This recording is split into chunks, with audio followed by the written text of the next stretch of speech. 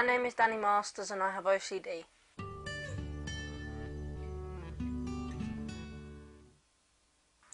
I first noticed Danny's symptoms of OCD when he was about 9 years old, constantly washing his hands, going over certain letters when he was writing, all sorts of things, wiping the toilet seat, all sorts of things like that. Obsessive compulsive disorder, or OCD, is an anxiety disorder that's characterised by recurrent unwanted thoughts and or compulsions, which are repetitive behaviours or habits. Sometimes people call them rituals.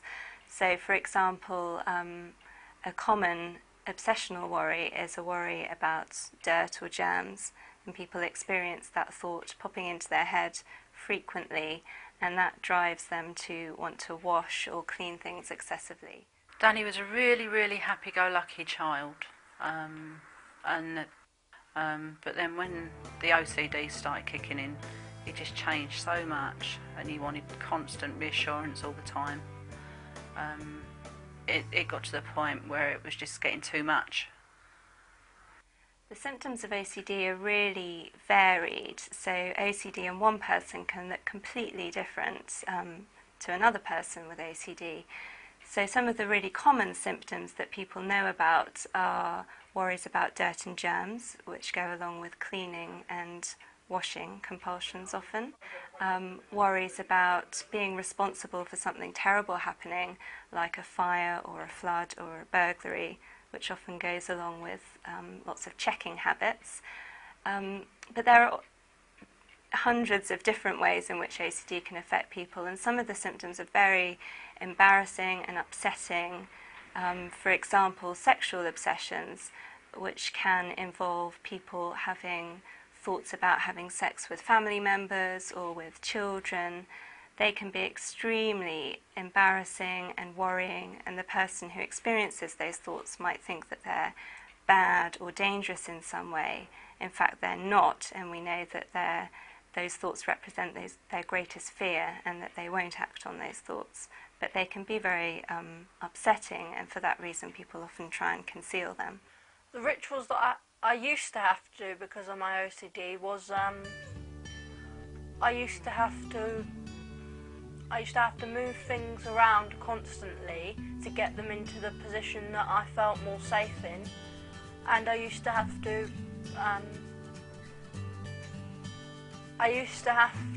wash my hands over and over again. The average age of onset in young people is about 10 years of age, and it's probably rare in very young children. It typically tends to persist if it's left untreated, so for that reason it might be slightly more common in older adolescents and in adults. In terms of what gender it affects, it's pretty even, and it affects boys and girls pretty evenly. In young people it might be slightly more common in boys, and in adults it might be slightly more common in girls. And lately I keep having to wipe the floor, so that I make sure that there's no wet on the floor, so that I don't worry about people slipping up or hurting themselves. Danny kept getting silly thoughts, like he kept saying he wanted to kill himself, shoot people. At one point he said that he wanted to blow up school. When he was putting hair grease on his hair, he said that if he did it, would it blow up the school? If he touched a baby's hand, will it kill the baby? All sorts of things like that.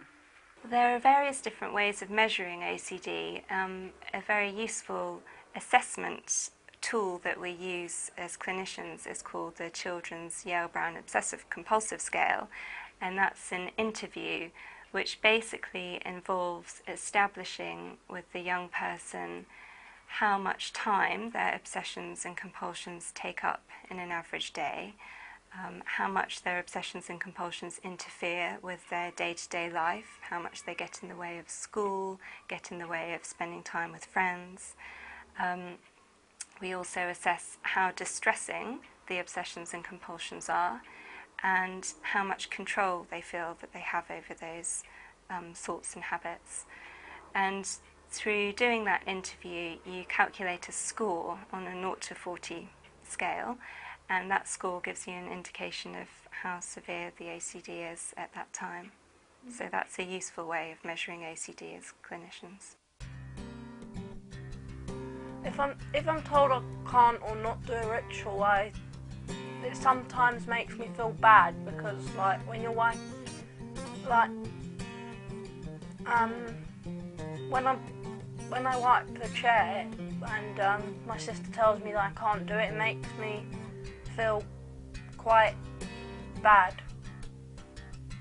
He was frightened of hurting the people he loved. At one point he started walking on his tiptoes because the night before he'd seen a TV film which had drugs on the floor, and he, as I said, he was sort of walking around on his tiptoes the following day because he was frightened of treading on drugs, even though there wasn't anything there. But that's the sort of thing that he was doing. We don't really know what the cause of OCD is. We think that there might be a genetic component, and some people might be predisposed to developing OCD from birth, and then later in life, when they experience a particular stressful event or when they're in a particular environment, that might trigger the onset of their OCD. So, for example, being bullied at school, or a sort of stressful transition from primary school to secondary school might be a trigger for OCD in some people. And in fact, a lot of people we see with OCD can't pinpoint a specific trigger to their onset. It seems to have come a bit out of the blue. So it's not always the case that there's a clear trigger. But importantly, even if we don't know what the cause is, we do know what treatments work for OCD. I think what triggered Danny's OCD was a bereavement in the family and a lot of other personal issues which I don't really want to go into. And there's a lot of other bits and pieces as well going on, but it was mostly sort of bereavement.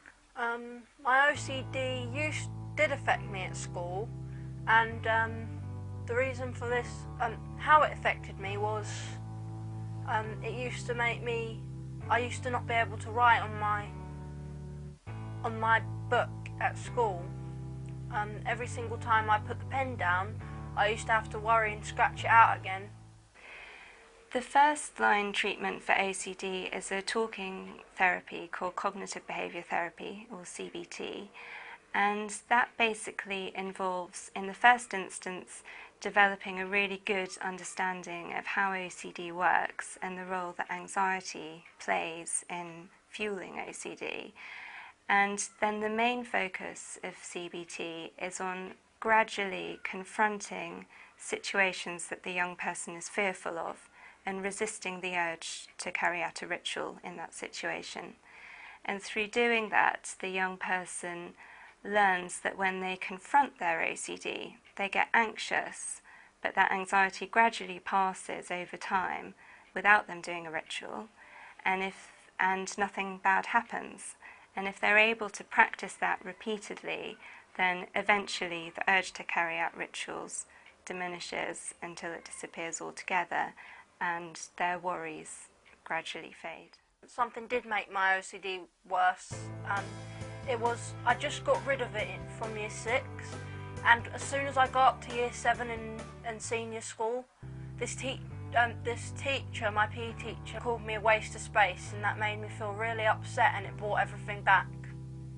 Put on CBT therapy. He had to have extra help at school. His schooling was affected really badly. It got to the point where he had to be statemented, and extra help from teaching assistants was required. He has 10 hours a week now with teaching assistants to help him along. OCD doesn't affect my life outside of school anymore. Well, it used to, because I used to not be able to go out with my friends, and I used to worry a lot about doing so. OCD is quite often associated with other psychological problems or disorders, particularly other anxiety disorders. So that includes problems like generalised anxiety disorder, which is a sort of generalised worry problem, and separation anxiety disorder, which is a fear of being away from your parents or other key figures. OCD can also lead to depression, and we quite often see young people who have a depressive illness as well as their OCD. In young people in particular, OCD is often associated with tic disorders or Tourette syndrome. The amount of the day that my OCD takes up now is 20%, whereas it used to be 90%. And this was because of all my thoughts and stuff used to stop me from doing things that I wanted, and now that's changed a lot. The way that OCD affects the sufferer's daily life varies depending on how severe the OCD is and depending on the nature of their symptoms as well. So typically young people with OCD find that they're slowed down by carrying out their rituals, which can make them late for school. It can slow them down in doing their homework. It can make it hard to get out of the house to see friends. In more severe cases, people can become more or less housebound by their OCD and find it really hard to do anything much. And in some cases, OCD can even become more or less life-threatening. For example, when people have extreme fears of contamination and germs, they might stop eating and drinking, which can lead to them becoming severely underweight and dehydrated. So the way it affects people does vary depending on the nature of their OCD. Danny's OCD affected his sister because he kept keeping her awake all night, constant questions, all the time. It got to the point where she just couldn't cope with it, and it was affecting her schoolwork. When I do a ritual, it makes me feel, well, I don't like doing it, and I don't like doing it. Our standard number of sessions that we offer as part of a course of CBT is 14 sessions, and they're carried out on a weekly basis. And over the course of 14 sessions, the majority of people make a dramatic improvement, and at the end of treatment are no longer have a diagnosis of OCD. Of those people, some might find that in the future, particularly at times of stress, some of their worries and habits begin to creep back in. But it's at those times that they'll be able to think back to the CBT sessions that they had, remember the strategies that they used to fight OCD, and reapply them and get back on track. Yes, OCD does affect my sleep, and in the way in which it does is I have to, any time I get a bad thought, I have to wipe bed. I don't think Danny's OCD will be completely gone. I'm hoping, but they say that anything can trigger it, so it could go away and then it could come back again, which it has done in the past. But I can only hope that it gets better over time. Having OCD hasn't made any difference to my life because